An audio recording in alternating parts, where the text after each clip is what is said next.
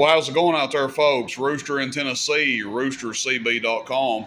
Just traded for another ThunderBolt 305 a couple of days ago, and this is by far, as I always say, my favorite sweep tube amp ever made. I don't care. There's bigger, badder. It's still my favorite ever made. Usually about 500-600 watts PEP is what you're going to see out of them. Sometimes they'll do 450. Sometimes, I've seen some get up over 600 with a real hot set of tubes in it. Traded for this one. It's been converted and has new capacitors in it, so it's going to last somebody a good long while. It's got 31 LQ6 tubes in it. So they come out with 6 LQ6s. The tube configuration is 1 driving 3. It has 1 driver tube pushing 3 output tubes. These tune your output. This tunes your driver tube. So separate tuners. And then you got a variable drive control down here, which was probably way ahead of its time. And we'll demonstrate it kind of at the end of the video here and show you how that works. Now, the question's going to be, would I sell it? I would sell it. I know people hate to hear it, local pickup only. Certain stuff I'll ship, certain stuff I won't ship. I don't need the headache of stuff getting tore up. I will say, if I did sell it, the catch to it's going to be, I've got 2 spare sets of 4 tubes in each set of replacement tubes for this that I've had for a while, 31 LQ6s. And I'd like to just sell the tubes with the amp together, because otherwise I'll keep the amp and just, I'll have the spare tubes for it. But I don't need the tubes if I don't keep the amp. I've got 3 other ThunderBolt 305s that run 6 LQ6s, and I've probably got 75 6 LQ6s here. I just keep them for spares for my own amps. But anyway, that would be how I would sell it. If I sell it, I'll sell it with the spare tubes, or I'll keep the tubes and the amp. I don't want to sell the tubes by themselves. I don't want to sell the amp by itself. I'll make somebody a decent deal for both. And you should have enough tubes to last you a lifetime if you don't go crazy on it. You don't want to swing more than about 35 to 40 PEP, 10 to 12 watts average. Dead key, probably 2 to 3 watts dead key is going to be plenty going into it. Pretty cool features on it. Again, for its time, it does have a preamp, which does work. It does have sideband delay, which does work. It does have a standby and operate switch. And then, of course, the on and off switch and the variable drive control here. Has a fan on the inside. They run really cool.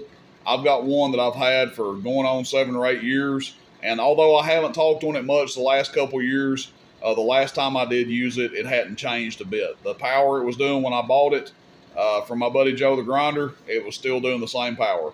And hopefully I'll be getting to put it to use again here soon.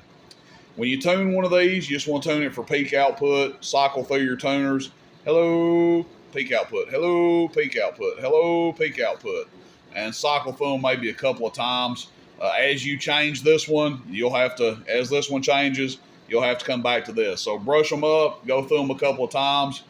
Don't stay on the key forever. Your neighbors will hate you, and so will your tubes. Hello, meter works on it.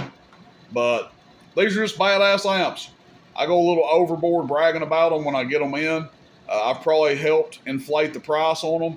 Used to, you could get these things for $250, $275, and now they go for 500 plus left and right. So I don't know if I'm to blame for that, but probably a little bit, because I surely do brag on them. And I have people all the time that send me pictures of these and say, hey man, I got a ThunderBolt 305. Thank you for telling me about them. I love this thing.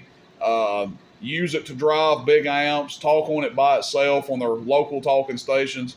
Almost, probably at least once a month, I have somebody message me and send me a picture of their ThunderBolt 305.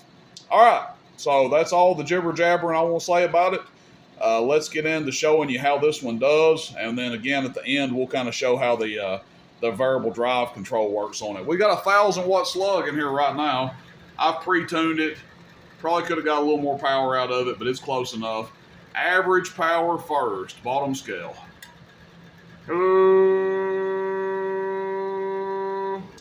That bounced up to about 200, but falls down to about 175. Average.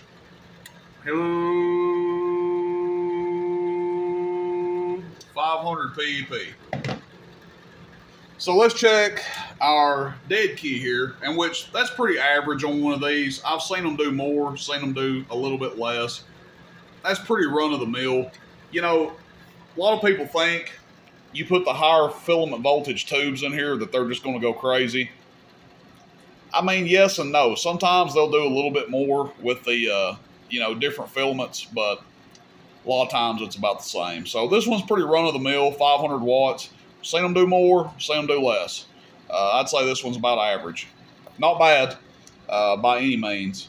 So anyway, let's see how the drive control works. So we've got it wide open right now. And if I can keep my camera work going here, I'm liable to do this number somewhere during the video and then look up and think, oh shoot, I've done got off camera. Let's see how it does. Okay, so we start out with an 80 watt carrier there. Let's back it down to halfway. And it drops down to about 50. And our average power comes down too. Let's see if the peak changed. A little bit. It dropped down to 4 and some change. So let's turn our drive back to 9 o'clock now. Now we're down to like 100 watts average.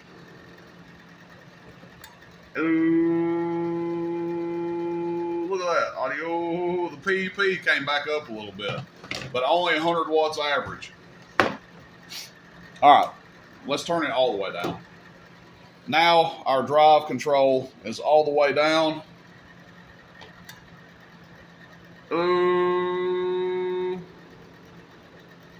40 watt dead key and 100 watts average.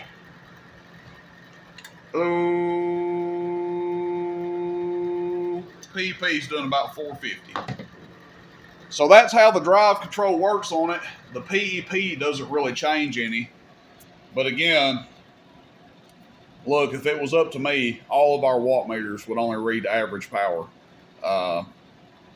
Because that's really what ends up driving and making a big difference on your S meter, and is a good number to go by when you're driving stuff into other stuff. The PEP, yes, it's keep it in the back of your mind, but the average power is more the raw power, and I'm sure there'll be some debate out there about that. But as you guys see, we're cutting it back, and the PEP never changes really. I mean, it dropped about 50 watts. But we cut our average power almost in half by dialing this back. So that's it, guys. Hope you enjoy the video. ThunderBolt 305. Again, I would sell it. Not, bound to keep it. Wouldn't mind keeping it either. If somebody wants to buy it, you can come pick it up in person. Get the tubes that go with it. Brand new tubes. 2 sets of 4 brand new tubes. I got a friend that was kind of interested. I don't know if he's still interested or not, but that'll be the deal on it. Check. ThunderBolt 305. Thanks, everybody. Rooster and 10, roostercb.com. See you, bye.